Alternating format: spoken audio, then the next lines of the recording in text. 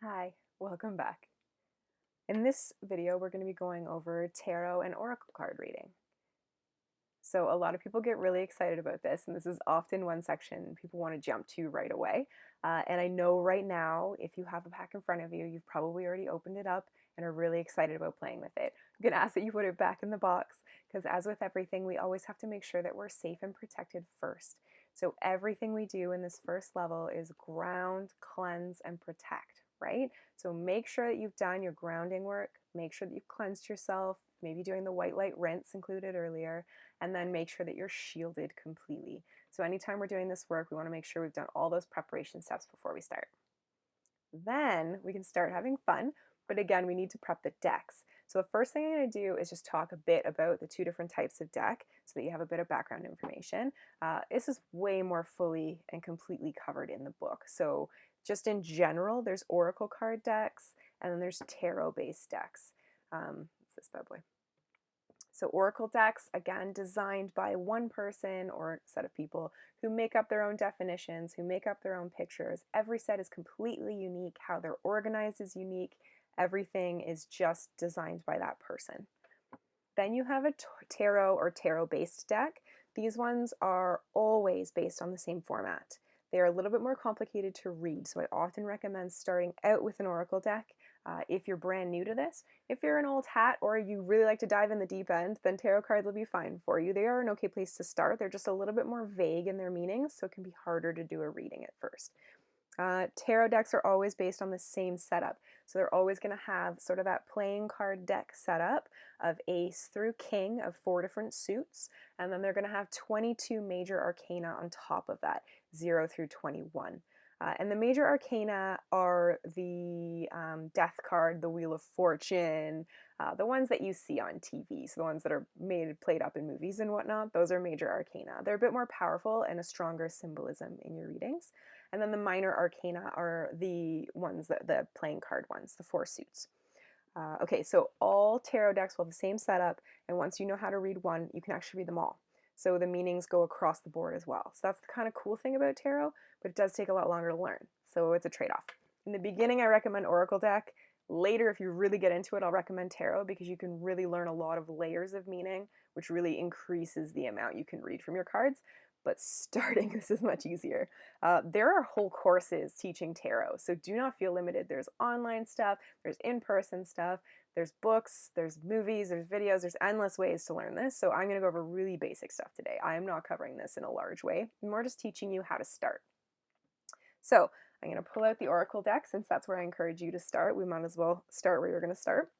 And the first thing we have to do is cleanse the deck. So there's a couple different options for this. You have a lot of different cleansing methods that have been offered to you from the book. Some examples that I like to use most commonly, and those are the ones I'll show right now, would be smudging. So I will take this and hover it over my smudge bowl. So pulling a smudge bowl in. And while it's lit and smoking, I'm not going to do that again so I don't cloud up the video. But if you watch the smudge video, you'll see how to do that. And then just pass it through the smoke to cleanse and remove, again with intention, focusing your intention. I cleanse this deck and remove any energy no longer serving it or me. I cleanse this deck. You can also, if you don't have smudge on hand or yours isn't lit like mine, then you can start with your elemental method. So if you would just watch that elemental method video, you can open up your elemental method and pass your object through, rinsing away. Really see it in your mind, feel it with your hands, sense it with your heart, whatever works for you. It doesn't have to all be visual if you're non-visual. Just rinsing that through, burning it through, burying it, or blowing it off, whatever works. Just making sure that deck feels cleansed. And as with everything, when you cleanse an object, make sure you cleanse your hands after. If you have to get up and go wash your hands, there's nothing wrong with that. Washing hands is a great way to remove energy. And then we're just going to check in with our gut. I like to use a statement like, this deck is cleansed, and see how that feels. And mine isn't quite yet, so we're going to just do this again, probably because I'm distracted recording the video. And this is a good lesson in keeping your focus. So really holding your intention. There it goes. Closing up your elemental method, always making sure you return things the way you found them. And when you are 100% sure in your gut that your deck has been cleansed, and please take your time with this. If you need to pause this video and keep cleansing, don't rush it. Do that. Do not rush into the next step. Once it feels right in your gut and it's cleansed, then I want you to bring your deck over your heart chakra and send it some love. Really shining love out to your deck. And at first, because this is my deck, I don't feel this anymore. But back in the day, when I first pick, or if I get a new deck, when you first put it into your heart chakra, you might feel a little anxious or a little, I'm not sure about this. That's normal. That's just the deck and you not quite connecting yet. If you just shine love at it, really love that deck, then you're going to feel it open and relax. And that's just you connecting with the deck, you bonding with the deck. Doing this really helps to improve your reading. I forgot to do knocking. So another common way people will cleanse their deck is to knock on it. You can do 3 is a common number. Some people do 1, 2, 5, 7. It doesn't matter. Again, trust your gut on the number that's right for you. Whatever you feel inspired to do in that moment, it's probably right. Once you've bonded with your deck and you have it nice and comfy with you, then you can open your deck and get started. So we're going to pop out our deck. It comes in a box. You've got 2 halves of the box. You often have a guidebook. If yours doesn't have a guidebook, don't panic. Sometimes the deck has a guidebook that's outside of the actual box, and then sometimes they don't have a guidebook at all because the meanings are on the cards themselves. So if you don't have a guidebook, just check the cards. They might have the meanings written directly on them. I like to put my guidebook aside for later. And then because Oracle decks tend to be quite large, they're a lot larger than a playing card deck, you can shuffle them as you would normally shuffle a deck of cards, blending them together, but it's a little bit more difficult. They're also more thicker, and this can damage cards over time. So I really like to just slide them up. I use them vertically because it's easier for my hands to grab. I do have lady hands. And then we just start shuffling. If you don't know what to ask, I like to ask, what do I need to know in this moment? So what do I need to know in this moment? And I'll just keep shuffling till either that happens or I get the urge to cut the deck. So sometimes I'll be like, ooh, that's enough. And I'll get the urge to cut the deck, or I'll be like, no, it's the top card right now. And I'll flip it over and go, or sometimes flip it sideways. Depends on what my gut says in the moment. If a card jumps out like this just did for me, that's your card. You can stop. You're done. That's the perfect card for you in this moment. Then you can look up your card using the number or the guides on your card. So if it's an Oracle deck, like I'm using, generally they're numbered. So you just look it up by the number of the card in the book. So they're all in order in here. And then you can read the meaning and see how that pertains to you. One thing that can happen in card reading is that the card can come up upside down. So upside down to you. So it looks like it's upside down to you.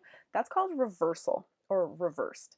If a card comes out reversed and your deck doesn't allow for reversed readings, as in there's no definition in here for reversed, then you can just read it as though it's right side up. If your card deck, like this one, has reversals, where later in the definition it'll give you the definition of the card, and then it'll have reversed and a new definition underneath. Then you read the reversed meaning. If this is too confusing for you to start, then you can always just set the intention before you begin. I am not reading reversals today. Any card that comes out, I'm going to assume is upright. As long as you set that intention before you read, you can assume that all of the meanings are meant to be upright. Tarot decks are always read reversed.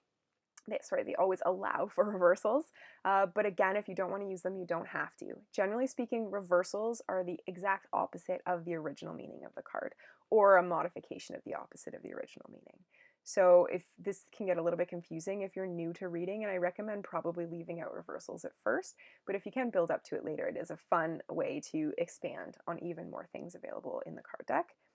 And then once you've done your reading, you can do 1 card, 2 card, 3 card, 7 card, 100 cards. Doesn't matter if your deck has 100 cards. It doesn't matter how many cards you pull. Just trust your gut. Generally speaking, with Oracle cards, you only need 1 to maybe 3. Drawing a lot more than that can get confusing because the definitions are quite long. Whereas with tarot cards, they're a little bit shorter, a little bit more succinct. So you can draw more cards, generally speaking. With tarot, it can be a little bit confusing. You can get cards that have kind of a vague meaning and you're not sure about the answer. If that's happening to you, don't panic. Take your 1 card and lay the 4 corners. So I'll do it with these because they're already open. If I have 1 card in front of me and I'm confused about its meaning, then I can always just lay the 4 corners. So I'll lay a card, I'll shuffle first and ask for the meaning to be elucidated, and then I'll lay the 4 corners of the card. So as you can see here, and then each of these cards will expand upon the original card's meaning.